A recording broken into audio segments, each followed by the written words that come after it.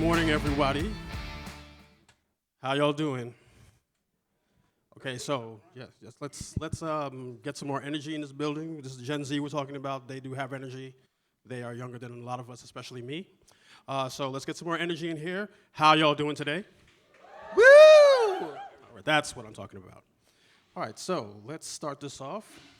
To begin, my name is Gary J. Nix, and I'm the founder and chief strategist of the Brand Archist, a strategy, design, and change consultancy.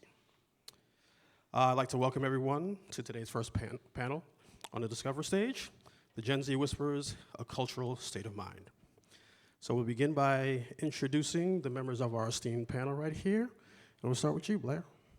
Hello, I am Blair Miller, and I am the founder and CEO of Chaos Creators, an entertainment marketing agency. I do marketing for artists and influencers.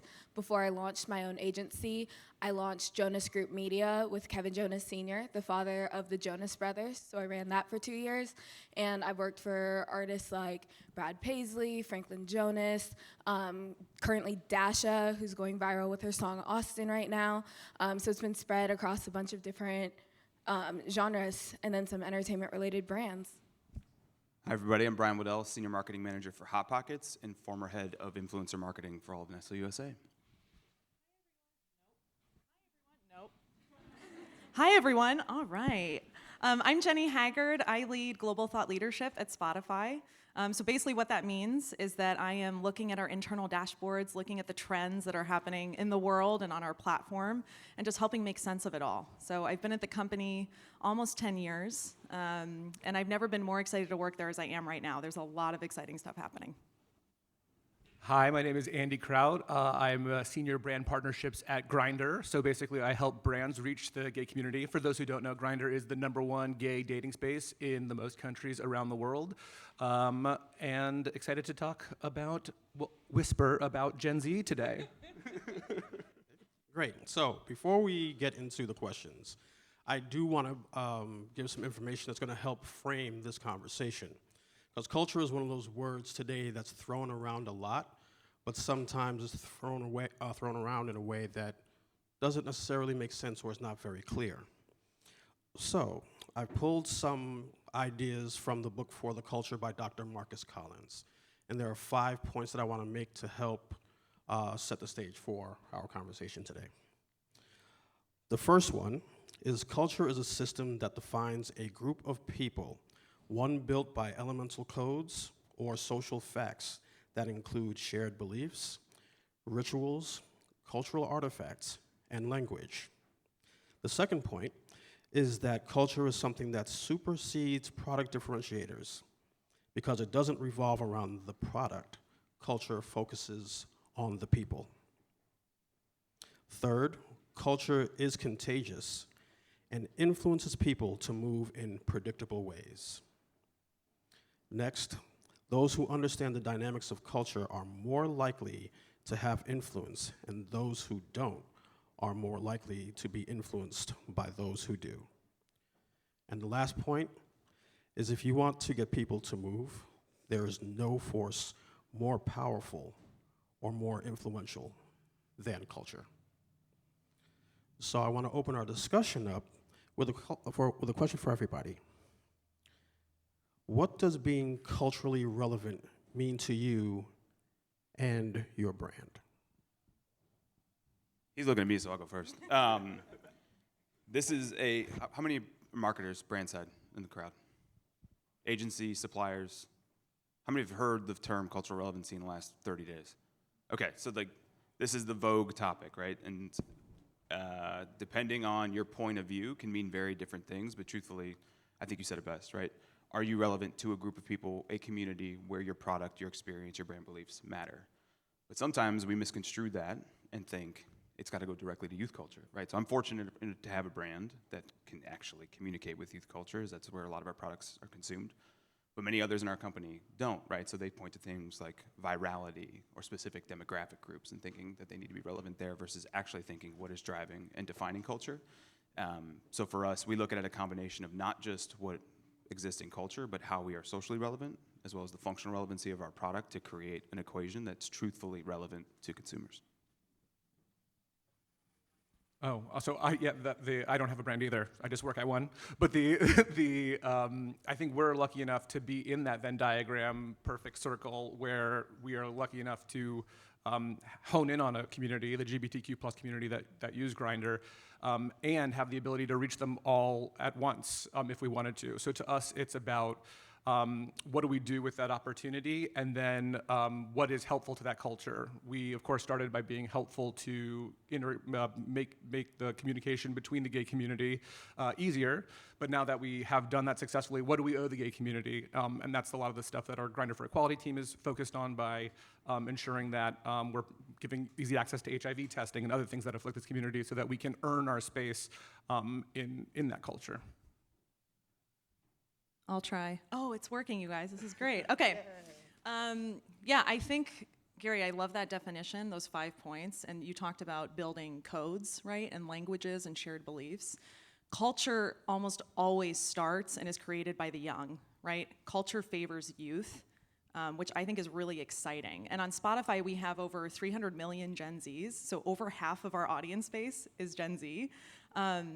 So we learn a lot about them. So for us, being culturally relevant is really about creating a space for them, right? Creating a place where Gen Zs want to be and where they can discover more about themselves and the world around them.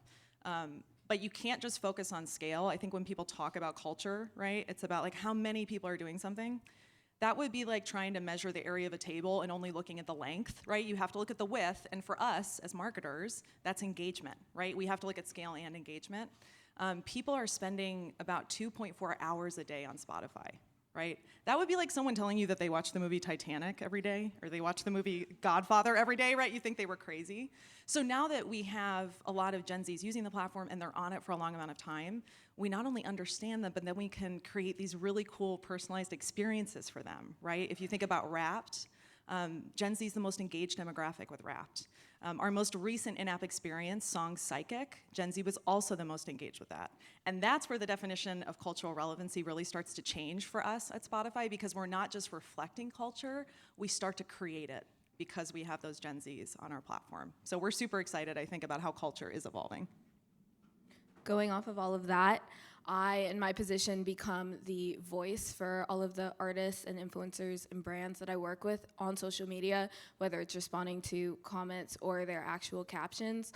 So for me, it's understanding the different genres and the different people that I am targeting, since all the artists are so different, and understanding what is important to those audiences, whether it's the language that they're using, whether it's the cultural moments or social issues that are important to those different areas, the memes that they're interested in, the TV shows, all of those different areas per artist and brand that I work with. So Blair, I actually want to come back to you for your first question. And you kind of alluded to it in this explanation of what cultural relevancy is to you and your company. But can you tell us a little bit more about how you help your creators actually make that happen?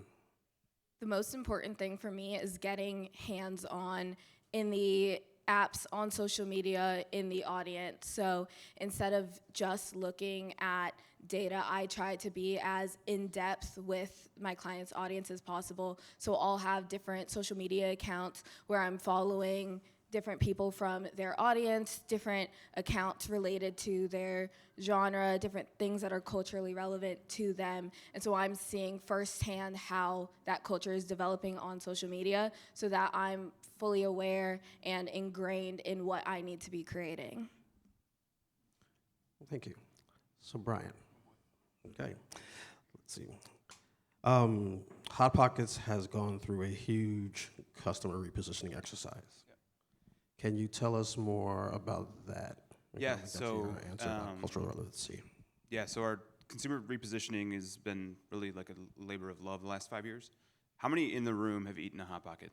Woo! Hot Pockets! Okay, now wait. How many have actually purchased a Hot Pocket with their own money? Yeah. All right, that's more than usually happens. So, shout out, it's working. Means you're doing your job. Right? I do want to shout out my mom who bought the majority of them, Yeah. but I do want to say I have bought some. Derek, Caroline, make sure you got a picture of that so we could show Rebecca.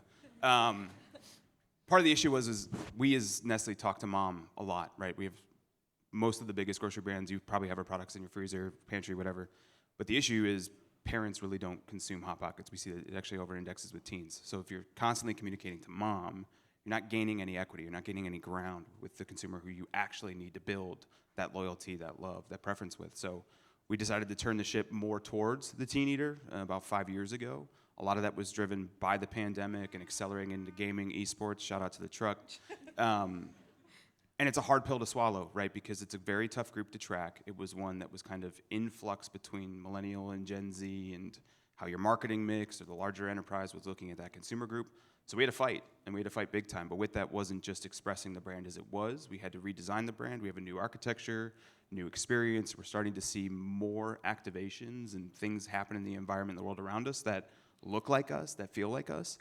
But a big part of it was also being true about who our consumer was. And we over-index vastly with the multicultural audience, and much of what we were doing was represented by white culture. So we had to challenge ourselves to start to think differently and do it in a way that was very authentic. So we use a term like, don't be a culture vulture, actually find the individuals in these communities that can help express us, and part of that has been getting the organization to understand why HBCU universities matter, right, in our communities. Or as we think about communicating with the Hispanic audience, actually using Hispanic creators versus using translation services to just parlay our creative back. And so far it's paving end roads, right? But I think it's gonna be a lagging indicator to this switch, so hope the next crew of Hot Pockets marketers are up here in a few years talking about the success that it's ultimately driven. Great. So Andy, gonna do a little bit of a pivot here. Not much, but the first question I want to ask you is, can you share with us how Grindr is helping brands to engage with the LGBTQ plus community? Sure, and I'll say it's not too different than what we just heard. It's the culture vulture phrase is something that's so interesting that I never put that way, but it is really common. My meetings are really varied. Like, I'll meet with CMOs, agency side, client side, 10 years experience, 1 year experience, and the conversation always goes a little something like, listen, I think Grindr's cool. We want to reach the gay community.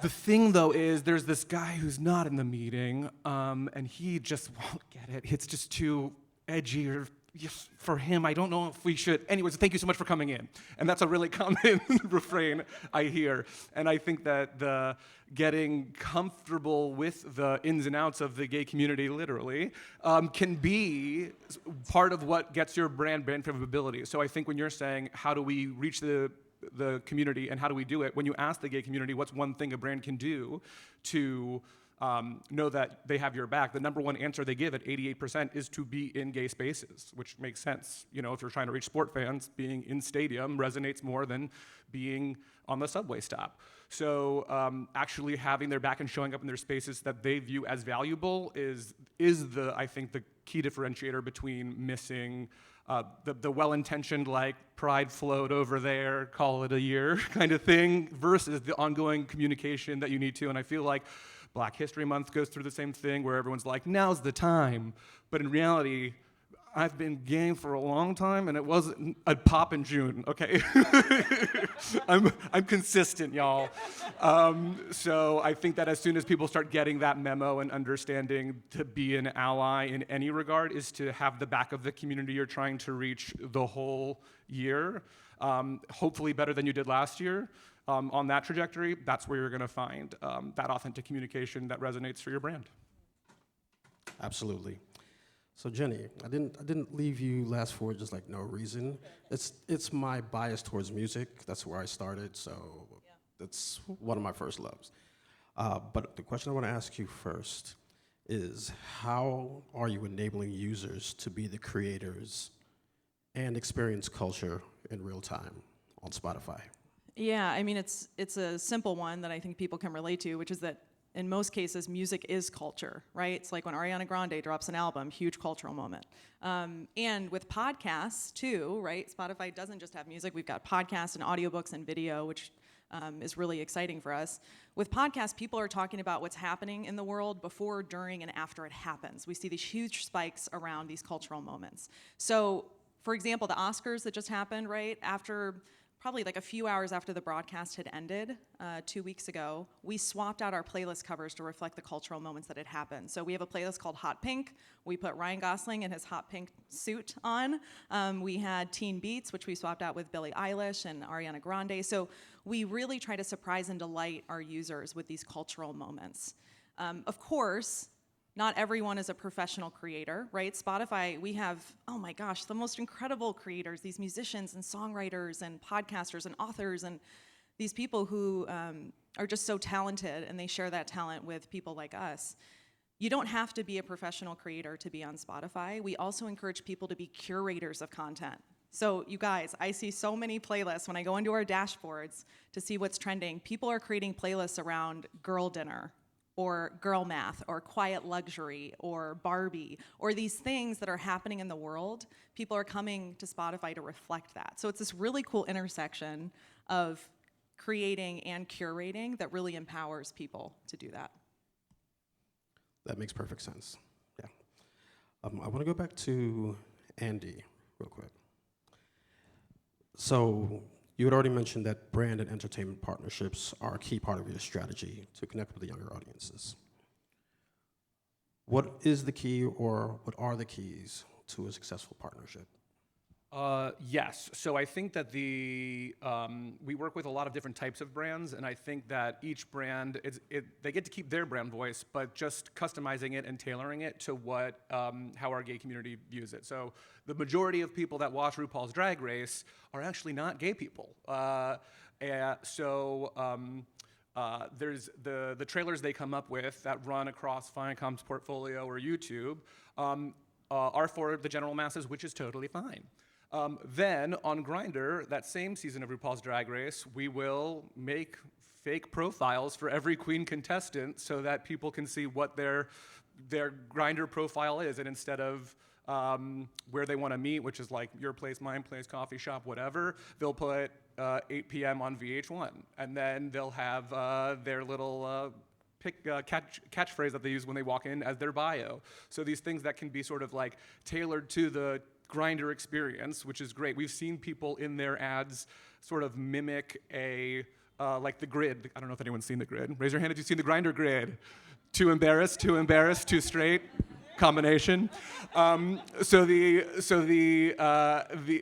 you can easily duplicate that in your ads creative, and then we work with a lot of pharmaceutical companies, which you would think would be some of the most like buttoned up, pearl clutching brands in the world, but they know that in order to resonate, that they have to make their value proposition for the gay community a little different and a little bit stand out. And we've been working with them across the Vive portfolio, Gilead, Merck, these brand names that don't sound fun and cool and edgy, but are actually making the effort. And they're doing it by having creative agencies that reach out to us, run back and forth, asking us for our opinion on it. And then not everybody is blessed to have a member of the LGBTQ community on their creative team, and that's okay, but asking us for our expertise and letting us know what will and let you know what will and won't work on our app is really a key piece of that. Bryan, let's continue in this direction. You've entered the gaming space with a number of successful activations. Can you share a couple of examples of what you've learned about connecting with a segment of the youth audience? Yeah, I mean, that's a heavy question. Truthfully, one of the hardest parts of Nestle, right, is you're dealing with a massive global organization that does not lean into a lot of risk. And when we started our journey in venture, there was a stigma around who gamers were. Many executives were like, that's my jobless nephew who's in my sister-in-law's basement that won't get off his ass and find a job. Without realizing that gaming is the largest affinity area for today's culture than anywhere else, right? Millennials had Nintendos, most Gen Zers have grown up with the game, so if I walked up to anybody in this audience and was like, hey, what game are you playing? You would look at me like I'm nuts, right? You don't ask people, do you listen to music? Right? It's have you heard this or have you seen this drop, right? So framing the expectation of how you use that as an entry point, right, was a significant challenge. But when you quantify the size of prize and truthfully the dollars that are spent in that industry, you start to go a level deeper, right? Well, how do they index against grocery shopping? What is their snacking behavior? How does this look like? What are their means of entry, their modes of entry? And then all of a sudden, right, you get a little momentum, a little ball rolling down the hill. But if you just show up and start advertising to gamers, it's moot, right? You have to be with them. You have to enrich these experiences, which goes to anything else, right? If we're talking football, basketball, I can't just throw a basketball on an ad and be like, I'm talking to NBA fans, right, or NCAA fans, right? You have to find the individuals who are in these spaces. So much of what we did was finding organizations that not only were doing things professionally, but had a vast network of creators who could start to enable those assets for us, right? Whether they were digital, whether they were, live experiences, et cetera. And what happened was we were no longer briefing our agencies for content, but instead briefing these creators and briefing these partners that if you gave them a little bit of cash so they could go rent the 4K camera and they could find their buddy who was an editor that was a freelancer, turns out they could make great commercials, right? And things that we would put on digital television and display to where now everybody was starting to go, what are you doing? How is this different, right? And so that was the permeation we needed to the point, fast forward 3 years, right? The questions we're getting is, now what else are you doing? Is it gaming plus music? Is it gaming plus athlete? Is it gaming plus celebrity? Is it gaming plus anything else? Because it's become critical to our foundation. So it's always good when we hear and see things and people are like, hey, I saw this activation, saw this space. I was getting great texts this weekend because we held a small Call of Duty tournament that actually had some of the largest creators jump in because they could win up to $3,000. And it starts to change that mode. What's complex in this situation is creators' expectations have truthfully changed, right? They want to see the authenticity. They don't want to see people that are just shelling out virtues and these other things and want to feel like they have a part of this too. And so when you see the rise of creator brands, what that's led to, Mr. Beast and Feastables has been a big topic of conversation in CPG. What is that next one? It creates a little bit of complexity, but when you start with the culture and you start with the why you were doing it and why it matters to the core consumer, it's much easier to then get to those next pieces. Key takeaway, don't just throw advertising at it.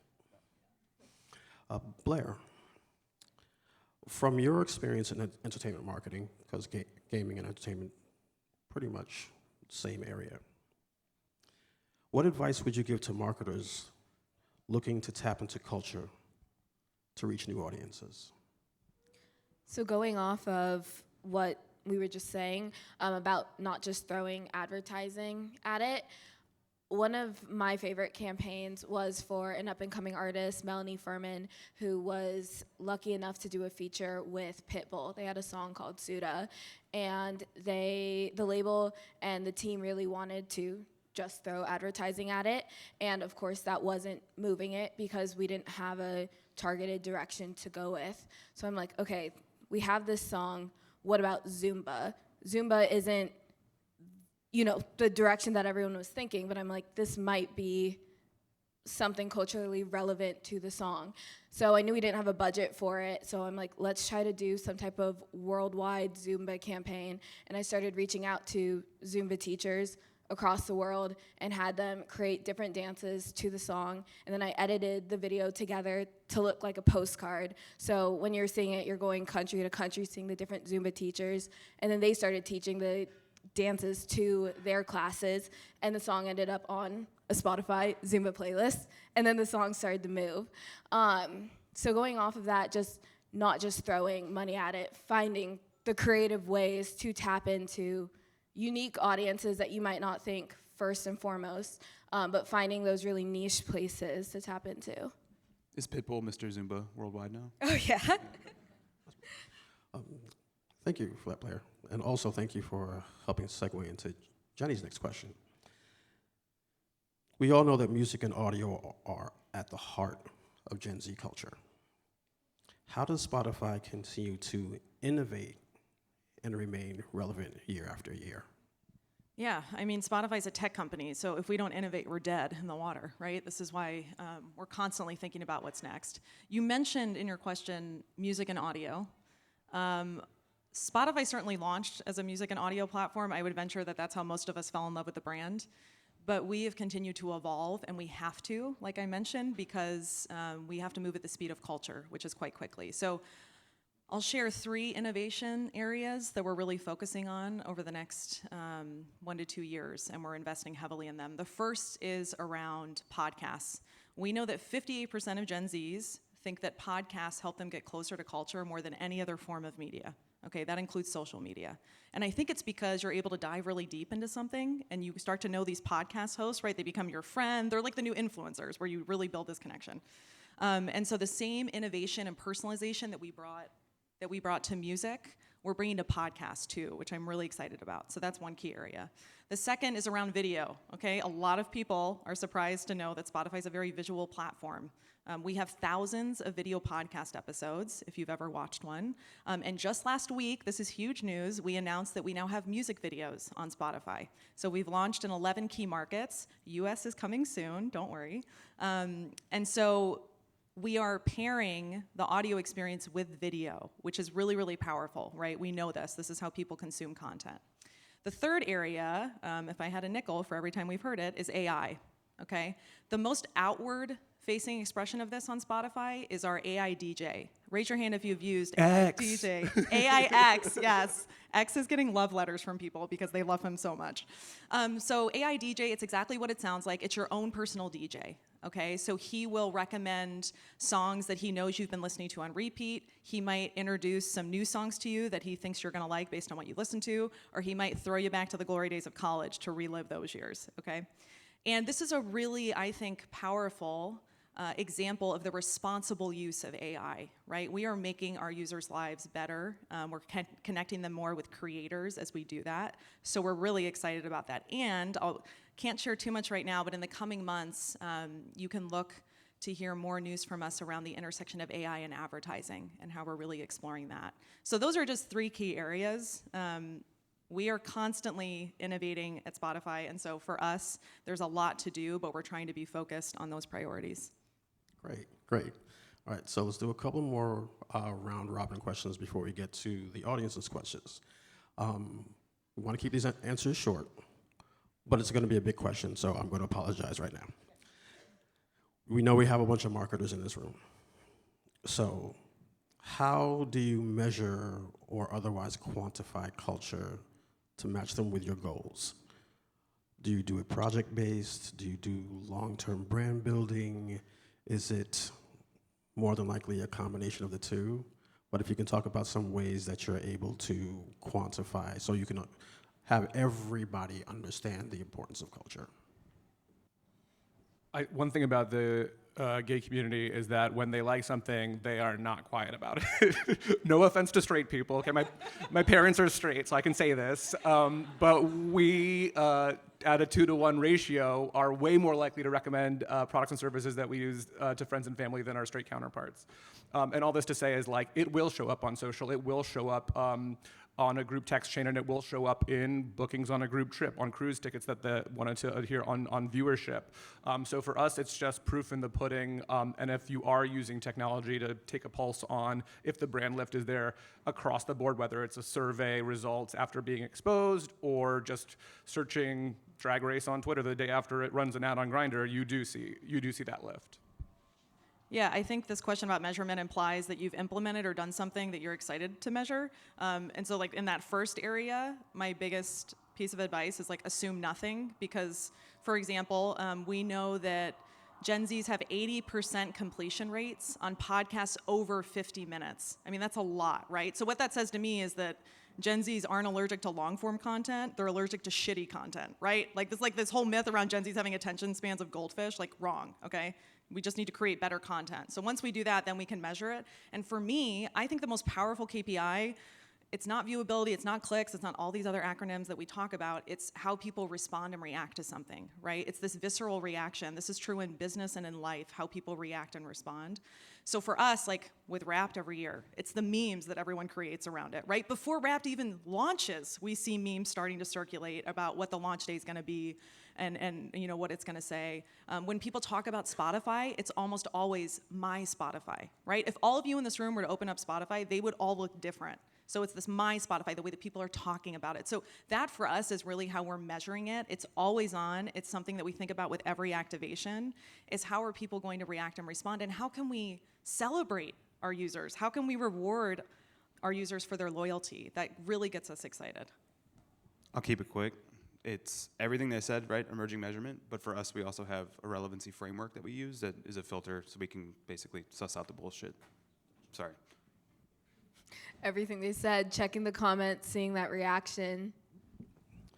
All right, one last question before we get to y'all out there. What changes do you think we'll see next in the cultural landscape when it comes to Gen Alpha? Well, I am contractually obligated to say that we are not legally allowed to target Gen Alpha because they're so young. So I just want to be clear that we are not targeting Gen Alpha. We are also an 18-plus app, so That's Gen right. Z, That's right. a 13-year-old that identifies as Gen Z, please do not use our app. Yes, we are not for you. We are compliant. Yes. So I will say personally, I have seen third-party research that suggests that Gen Alpha is going to be the least creative generation that's ever existed because they've grown up with technology in a way that none of us did, right? We were learning about it, then we had it with Gen Z, but Gen Alpha, they've had it for as long as they've been around.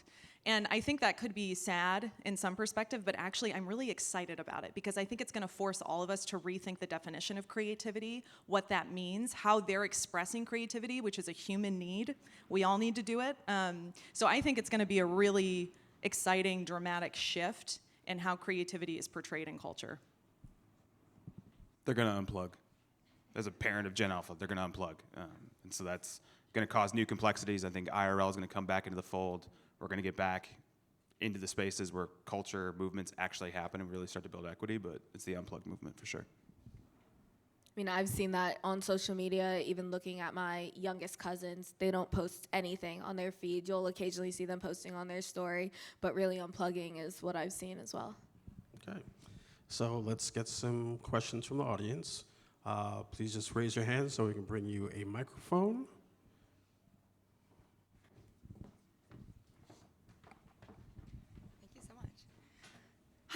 Hi, my name is Ellie. I work for a marketing agency called Giant Spoon.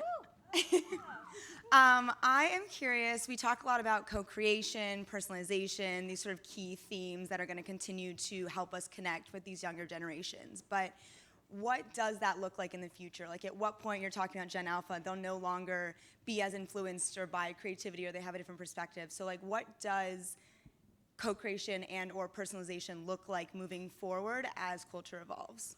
Yeah, so also as a proud supporter of the Children's Online Protection Act and part of our advisory council to marketing to kids, what we do know is that Gen Alpha has more influence in the home for what parents purchase than any other generation, right? It's why Uncrustables has grown as big as it has. It's why you've seen Lunchables do their redesign eerily reminiscent to what we did and shortly thereafter. Shots fired.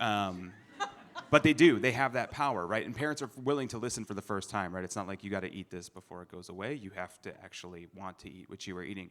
That's going to change for their perceptions and what they want to play, how they want to act, if the sports they want to play, right? I know that contact sports are bracing for this, as you see now it's most youth football doesn't allow tackling under the 6th and 7th grade to kind of help these injuries. So it's going to reframe everything we are looking at. But for us, that lens of authenticity, truthfully, is what made marketing great 40 years ago, 50 years ago, or even you go all the way back to the 1930s and 40s when a product came out.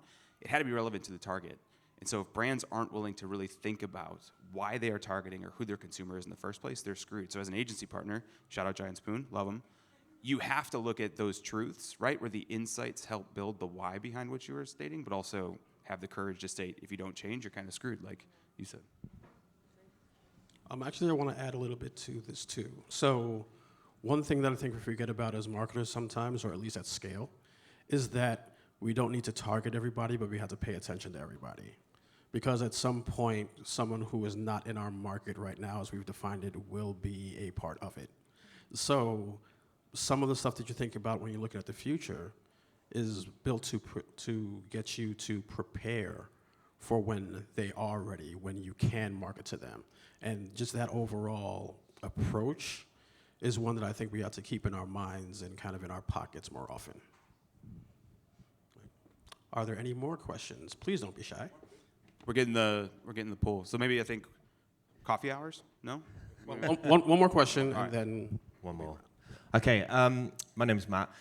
In the world where tracking users is becoming more and more difficult, you've got brands obviously looking at platforms like Meta, TikTok, which is very restrictive outside the platform.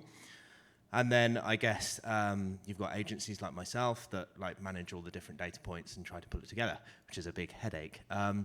How do you think with third-party tracking and consent as well, like that's going to impact brands in the future?